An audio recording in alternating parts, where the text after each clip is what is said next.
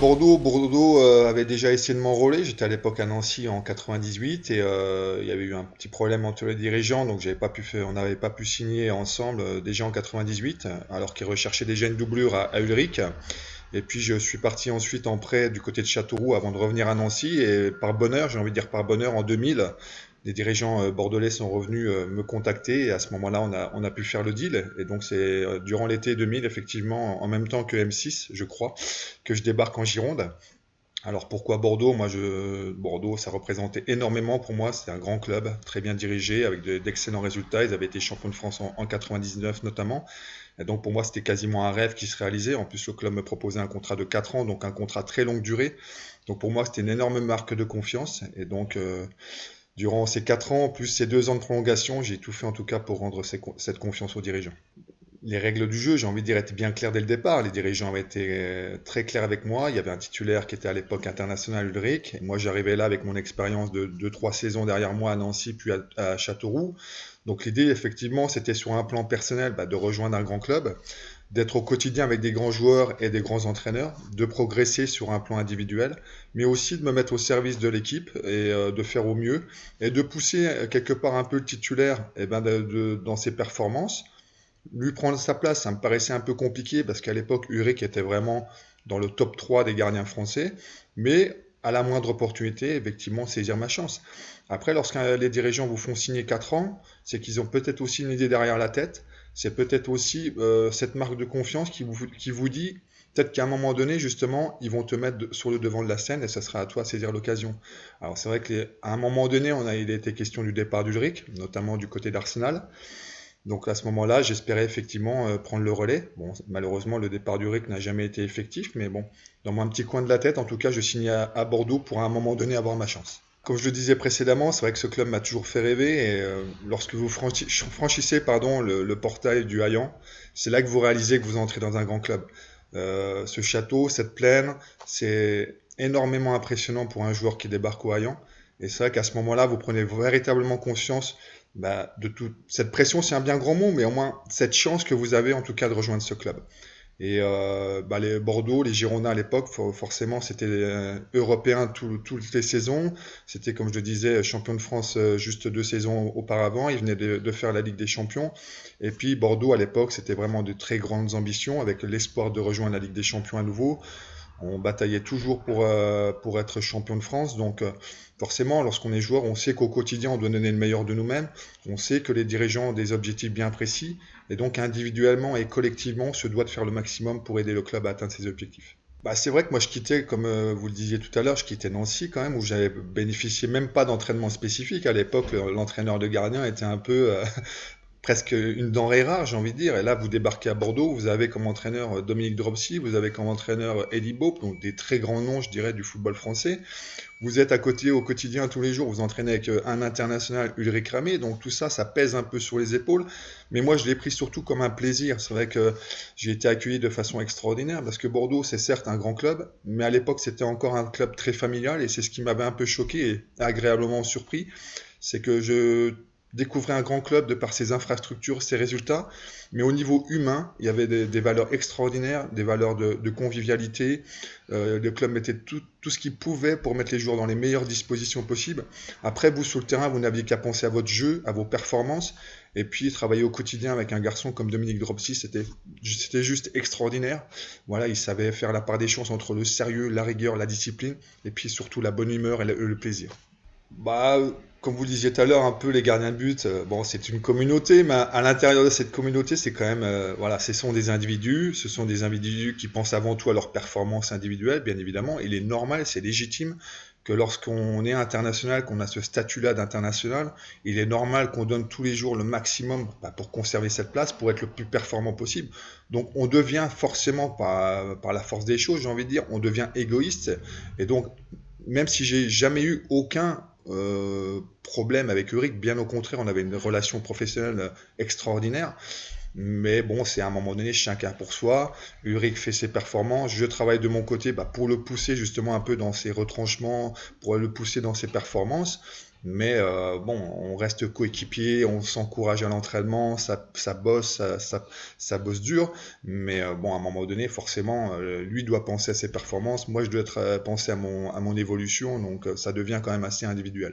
Différent dans l'approche du métier, beaucoup plus de. Je dis pas que j'étais pas discipliné, rigoureux auparavant, mais comme je le disais auparavant, à Nancy, je bénéficiais pas, par exemple, d'entraînement spécifique. Bon, j'ai découvert ce rôle d'entraîneur de gardien à Châteauroux avec Bruno Clément. Et bon, c'est toute une approche différente. Quand tous les jours vous êtes sollicité de manière spécifique à votre poste, eh ben, vous préparez vos séances différemment, vous préparez votre rôle différemment, vous ajoutez des détails dans votre préparation qui sont différents. Et donc c'est un peu l'approche globale de mon poste de gardien de but, mon poste de doublure, voilà, qui est aussi un statut particulier, qui faisait pas que je travaillais davantage. J'étais besogneux, j'arrivais dans les premiers à l'entraînement, je repartais dans les derniers parce que j'aimais ça, je suis un passionné. Et donc à partir de ce moment-là, l'arrivée au Girondins m'a encore boosté dans ce sens-là. J'avais vraiment envie de donner le meilleur de moi-même au club. Et donc que je joue pas, les joueurs, le staff savaient qu'ils pouvaient compter sur moi tous les jours. Non, non. Ouais, non, non, clairement pas. Il y a forcément de la frustration, même si effectivement c'était clair et net, il y avait un titulaire et il y avait une doublure. Maintenant, on s'éclate au quotidien, forcément. Moi, je m'éclatais au quotidien aux entraînements, mais le plus dur, c'était à l'arrivée, la veille de match ou l'annonce de l'équipe, les causeries d'avant-match. Là, c'est frustrant parce qu'on se sent pas mis de côté, mais presque. Il y a ce sentiment, voilà, d'un seul coup de devenir entre guillemets inutile, parce que c'est vrai que bon, lorsque le match se joue, vous êtes sur le banc, vous êtes impuissant, vous pouvez rien faire. Donc il y a cette frustration, bien évidemment. Moi, je le vivais bien au quotidien, parce que c'est vrai que à partir du moment où les choses sont claires, et Ellie avait toujours été clair là-dessus, vous vous posez même pas de questions. Vous savez que quoi qu'il en soit, le match le week-end, voilà, vous serez sur le banc, c'est comme ça. Donc j'arrivais à gérer cette frustration par mon travail, voilà, par le plaisir que je dégageais, que j'emmagasinais pardon, tous les jours. Après, forcément, vous ne pouvez pas enlever cette frustration lorsque le match intervient. Domi était un extraordinaire entraîneur, il avait son passé de joueur, il avait surtout une personnalité. Et je pense que ce qu'il m'a apporté, c'est cette personnalité, cette bonne humeur, c'est ce plaisir, c'est cette passion au quotidien. Et ce qui m'a permis, moi, de gérer, alors à Bordeaux, puis après dans mes années suivantes à Ajaccio et à Lyon, c'est d'appréhender au quotidien mon métier différemment. C'est certes de garder cette rigueur et cette discipline, mais de l'apporter avec beaucoup plus de plaisir. C'est vrai que Domi, c'était le plaisir, c'était la bonne humeur, que ce soit sur le terrain ou en dehors du terrain. Et donc, il m'a apporté cet aspect-là du poste. C'est-à-dire on se doit d'être rigoureux, on se doit d'être discipliné pour être efficace, mais il faut surtout pas enlever cette notion de plaisir. Et donc, au quotidien, voilà ce que m'a apporté Domi. Après, techniquement, il m'a apporté effectivement beaucoup de choses parce qu'il maîtrisait parfaitement le poste de gardien de but. Et donc, ce sont des petits détails. Il y avait une communication très importante entre nous, il y avait une relation de confiance extraordinaire. Et donc, quand vous êtes gardien et que vous êtes entre les mains d'un personnage comme ceci, vous ne pouvez que progresser. La pression, enfin moi je sais que la pression j'ai toujours eu, lorsque j'évoluais à Nancy, à Châteauroux, j'avais toujours cette pression, mais la pression positive, cette excitation, celle qui vous rend performant. Et, j'imagine bien que lorsque je suis rentré sur le terrain pour ma première au Girondin, j'avais une pression énorme. Voilà, parce que vous avez justement envie de rendre cette confiance aux dirigeants, vous avez envie d'être performant bah, pour vous-même déjà, pour l'équipe surtout, et vous avez envie de vous donner le meilleur de vous-même. Donc on sait très bien que le poste de gardien de but est un poste à pression. Vous n'avez pas le droit à l'erreur. Donc ça rajoute une pression supplémentaire.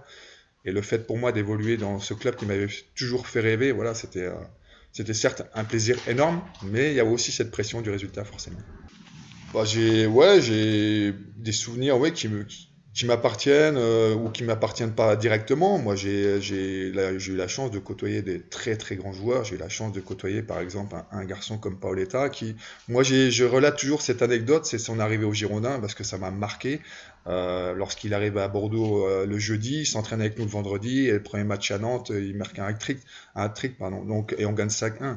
Donc ça, ce sont oui effectivement des faits marquants dans ma carrière parce que des joueurs de ce calibre-là, j'ai envie de dire, on n'en rencontre pas non plus tous les jours, même si après à Lyon j'ai eu la chance de côtoyer beaucoup d'internationaux, mais voilà, il y a des anecdotes, il y a aussi des anecdotes d'après-match. Bah, lorsque je passais de bons moments avec Domi, voilà, autour d'un bon verre de vin, voilà, on refaisait le match, on refaisait la vie surtout. Donc ce sont des petits moments de carrière, des petits moments de vie qui, voilà, qui vous construisent et qui sont hyper importants. Oui, bah forcément, hein. De toute manière, naturellement et humainement, on évolue avec le temps, j'ai envie de dire, mais c'est vrai que bah, ce passage en Gironde a peut-être accéléré un peu ma carrière. C'est vrai que lorsque vous passez d'un club comme Nancy et Châteauroux, qui évoluent quand même régulièrement en L2, qui n'ont pas forcément la même histoire et les mêmes infrastructures qu'un club comme les Girondins de Bordeaux, vous grandissez d'un seul coup. C'est vrai que vous devez vous assumer pleinement en tant que joueur, et puis vous aussi, vous devez prendre des responsabilités en tant qu'homme. Vous devez vous imposer, vous devez vous astreindre à une certaine discipline, vous devez être performant tous les jours à l'entraînement. Donc à partir de là, vous êtes obligé de grandir et de mûrir assez rapidement. Moi, quand je suis sorti de mes 6 années de Gironde, effectivement, lorsque j'ai débarqué à Ajaccio, j'étais plus du tout le même joueur et j'étais plus du tout le même homme. J'en imposais davantage. Voilà, j'arrivais avec 6 années en Gironde et sur un CV, forcément, ça pèse, quoi. Bah, c'est vrai qu'en 2002, et durant mon passage en Gironde, lorsque j'ai eu la chance de côtoyer Eddy, Eddy avait toujours été clair avec moi, m'avait fait une totale confiance sur ses coupes nationales. Et donc en 2002, effectivement, on fait un parcours parfait, j'ai envie de dire, même si on débute laborieusement à Cannes, mais ensuite on est écarté de grosses écuries comme Monaco, Lyon et PSG pour finir en finale à Lorient. Euh, Même si Ulrich, la veille du match, avait revendiqué une petite place de titulaire pour la finale, ce qui était légitime, hein. C'est vrai que c'était un événement majeur pour le club, donc il était légitime, lui, en tant qu'international, de vouloir jouer ce match. Mais bon, Elie était resté sur ses positions, m'avait confirmé en tant que titulaire, et bon, j'avais eu le temps de gamberger toute cette journée à Paris, voilà, avant le Stade de France, d'imaginer ce match, d'inventer plusieurs scénarios, mais jamais, honnêtement, jamais j'avais imaginé ce scénario-là, qui était pour nous idéal. On avait maîtrisé le match de A à Z, du début à la fin, on avait inscrit des buts à des moments très importants dans la rencontre. Et moi, ce que je retiens surtout, c'est que j'avais eu la chance de pouvoir savourer ce match, parce que c'est vrai que des fois, lorsque le match est très serré, bah, on n'a pas le temps de savourer cette ambiance extérieure, alors que là, bon, à 2-0, déjà, on pouvait bah, communiquer avec nos supporters, profiter de cette ambiance magnifique au Stade de France. Donc, moi, c'est ce qui m'a marqué, c'est de pouvoir communiquer déjà durant le match avec mes supporters. Ouais, bah, nous, sportifs de haut niveau, on joue pour avoir des trophées, on joue pour gagner des matchs, mais aussi pour gagner des compétitions. Donc là, c'est vrai, c'était l'aboutissement d'un beau parcours, comme je disais tout à l'heure. Et pour moi, c'est vrai que durant ces 6 saisons, malheureusement, il n'y en a pas eu d'autres.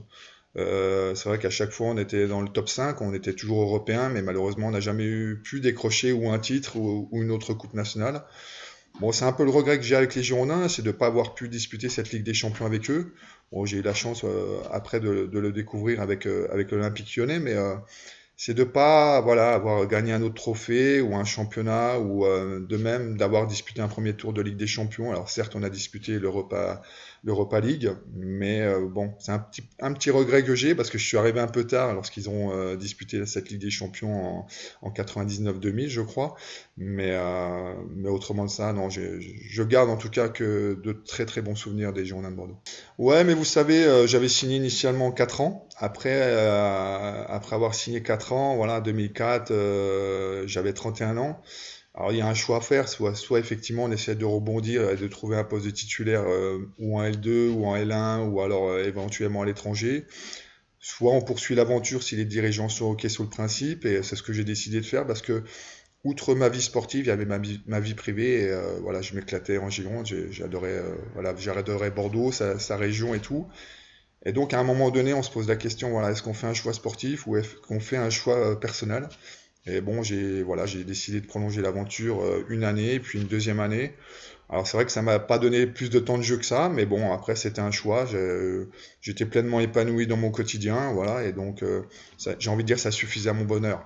Après, bon, au bout de 6 ans, les dirigeants en ont décidé autrement. Moi, je voulais encore poursuivre l'aventure, hein, mais bon, il était normal aussi de leur côté de faire, bah, de promouvoir un peu les jeunes gardiens qui arrivaient derrière. Je pense notamment à Mathieu Valverde. Et donc, il m'a fallu faire la place et trouver un autre challenge que j'ai trouvé à Ajaccio. Mais si vraiment ça n'avait tenu qu'à moi, voilà, je serais peut-être déjà encore en Girondin. Donc, non, non, mais j'aurais peut-être pu finir ma carrière au Girondin, honnêtement. Bah, je crois que autant moi j'avais accepté mon rôle de doublure et autant les supporters l'avaient exactement bien compris. Ils savaient pourquoi j'étais là et j'ai eu la chance de bénéficier de tout leur soutien à chacune de mes interventions. Que ça se passe bien ou que ça se passe mal, voilà, ils ont toujours été derrière moi.